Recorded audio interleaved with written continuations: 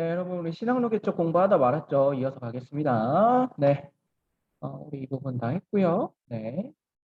그다음에 결과 부분부터 여러분 좀 보도록 할게요. 지중해가 춥고 대서양이 살다라고 되어 있습니다. 여러분, 지중해 지역은요, 여러분 지속적으로 이렇게 발전을 해왔지만 이 신항로 개척의 결과로 이 대서양 지역이 굉장히 커지는 결과를 초래하게 됩니다. 이 대서양을 통한 무역이 굉장히 활발해지니까 실제로 이 지중해 지역의 힘이 무역적인 영향이 굉장히 감소가 되죠. 이런 부분이 있다 기억하시고요.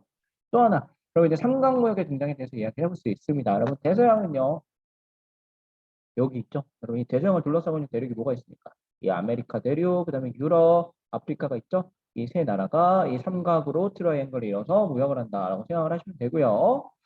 기본적으로 이 유럽에서 특히 영국 중심으로 해서 영국산 울 굉장히 유명하잖아요. 지금도 이 모직물 같은 게 이제 들어오고요. 특히 이제 영국에서 무기 같은 것도 굉장히 많이 들어옵니다. 유럽 같은 경우 무기가 굉장히 발달했기 때문에 특히 이제 총이나 화약 같은 거요. 그다음에 이제 아메리카에서는 은이라던가 이제 농산물, 은 일단 유의 깊게 보세요. 또 이따 이야기하겠습니다. 농산물로는 감자, 담배, 코코아, 뭐 카카오 이런 것들이 가죠. 그리고 아프리카에서 이제 노예가 가서 나중에 큰 사회 문제가 일어나게 됩니다. 여러분 이렇게 삼강무역이 이루어진다라는 것을 기억을 하시고요. 다음 넘어가겠습니다. 그다음에 이제 가격혁명이라는 건데요. 여러분 혁명이라는 건요 굉장히 뭔가 엄청난 변화를 이제 의미하는 겁니다. 도대체 얼마나 엄청난 변화가 일어났을까? 그게 바로 가격에 초점을 맞춰 있는데요. 가격에 어떤 변화가 있을까? 좀 기억을 하면 좋을 것 같습니다. 왜 이러지? 가격에 어떤 변화가 있는지 기억을 합시다. 그러면 이거는요, 우리 볼리비아 페루 지방에 있는 포토시라는 도시입니다. 여기 굉장히 높죠? 네, 여기 산이 광산입니다. 광산이 이제 쌓여 있어요. 그래서 은이나 금을 캘 수 있는데 특히 은이 많이 나는 곳입니다. 우리 아까 은이 아메리카에서 유럽으로 건너는 거 봤죠? 이렇게 은이 건너오다 보니까 당시 이 은을 캐기 위해서 우리 흑인 노예들이 이렇게 부리고 있고요. 흑인 노예 또는 인디언들을 이렇게 부리고 있는 모습입니다. 여러분 인디언이라는 이름은요. 여러분 생각해 보세요. 인디언은 인도 사람을 말하는 거잖아요. 근데 왜 이 아메리카 대륙에 있는 사람들이 인디언이라고 불렀을까?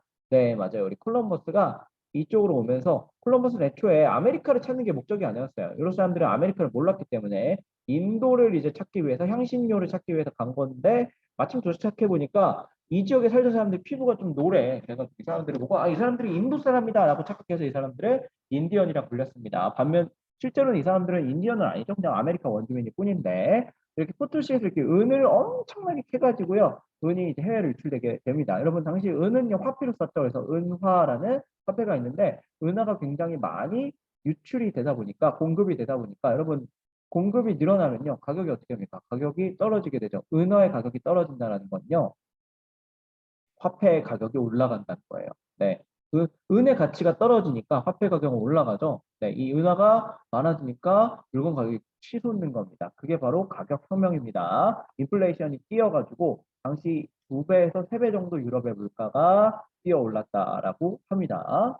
네, 그게 바로 가격 혁명이고요. 마지막으로 이 상업 혁명입니다. 이 상업상의 엄청난 변화가 나중에 자본주의까지 이끌어내는데요. 지금 여러분 유럽 사람들이 이렇게 위험천만한 길을 배를 타고 이렇게 돌아다니잖아요. 그러다 보니까 이제 두 가지가 필요한 겁니다. 하나는 이렇게 배를 한 척만 보냈다면 실패할 가능성이 높잖아요. 여러 척을 둬야겠죠. 그러다 보니까 그 배를 살 수 있도록 돈이 필요해요. 그 돈을 마련하기 위해서 뭘 했냐면 바로 주식 시장을 이용했습니다. 이 한 주를 판매하면 한 주에 대한 대가로 돈이 들어오죠. 그걸 가지고 나중에 투자를 하고요. 또 주식 시장, 증권 시장이 이때 처음으로 발생하게 됩니다. 여러분 동인도 회사라는 회사가 만들어지게 되는데요. 여러분 기본적으로 유럽 사람들은 아메리카를 인도라고 착각했기 때문에 이 지역을 나중에는요 정확히 서인도라고 이야기를 해주고요. 진짜 우리 인도가 있는 지역 거기는 나중에 동인도라고 이제 부르게 됐습니다. 이 동인도 지역을 이제 관할하는 정부 밑에 있는 회사를 동인도 회사라고 했고요. 이 서인도 지역을 관할하는 걸 서인도 회사라고 했습니다. 이 중에 서인도 회사는 그렇게까지 중요하진 않고요. 동인도 회사를 눈여겨 보죠. 이 동인도 회사가 이때 만들어지게 되는데 오른쪽에 있는 거는 네덜란드 동인도 회사, 영국 동인도 회사 관련된 이제 모습입니다. 이 동인도 회사를 중심으로 주식이 처음 등장하게 됐고요. 이게 바로 자본주의의 모습이다라고 이야기를 하죠. 이 주식 말고도요, 이때 처음 만들어진 게 있어요. 여러분, 바로 보험입니다. 보험. 보험이 이때 처음 만들어집니다. 왜냐하면 배를 타고 이렇게 나갔는데 한 채도 돌아오지 못할 수가 있잖아요. 물론 성공하면 돈을 많이 벌겠지만 그러다 보니까 이거를 메꾸기 위해서 보험이라는 제도가 처음 등장하게 됐다. 알고 계시고요. 다음 넘어가겠습니다. 여러분 이렇게 신랑로 개척이 이루어지면서 많은 지역의 변화가 일어나는데요. 먼저 아메리카 지역은요. 기본적으로 유럽 사람들이 들어오고 나니까요. 특히 그럼 유럽 사람들이 앓고 있던 병이 뭐였죠? 패스트였죠, 여러분. 패스트. 네. 우리 패스트 흑사병이 이제 돌다 보니까 여러분 이 유럽 사람들이 이거를 이제 몇백 년 동안 앓다 보니까 면역이 생겼어요. 근데 이 아메리카 원주민들은 이거에 대한 면역이 전혀 없었습니다. 그래서 유럽 사람이 들어오니까 이 사람들이 엄청나게 이 패스트로 죽게 돼요. 그래서 2,500만이던 인구가 100만 명만 남게 됐고요. 이 패스트뿐만 아니라 유럽 사람들이 가차없이 이 지역을 공격해가지고 사람들을 죽였죠. 이런 결과가 초래됩니다. 당시 여러분 이 라틴 아메리카 지역에는요, 이 멕시코 지역의 아스테카라던가 우리 남미 지역의 잉카 제국과 같은 그리고 또 마야 문명과 같은 이런 제국들 원주민 문명들이 있었는데 이런 유럽 사람들 특히 스페인 포르투갈 사람들이 들어옴으로써 이 지역의 문명이 파괴되고 사람들이 많이 죽어가게 됩니다. 그다음에 여러분 아프리카의 변화입니다.